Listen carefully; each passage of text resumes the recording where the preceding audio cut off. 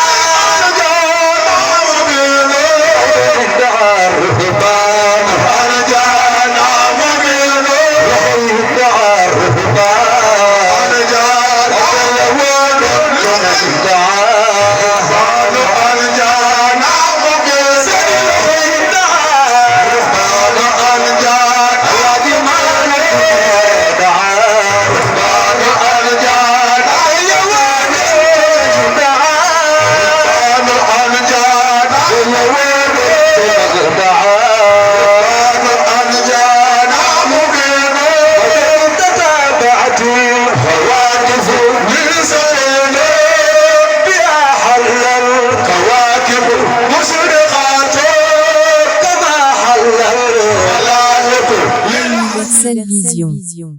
V Universelle Vision. V Universelle Vision. V Universelle Vision.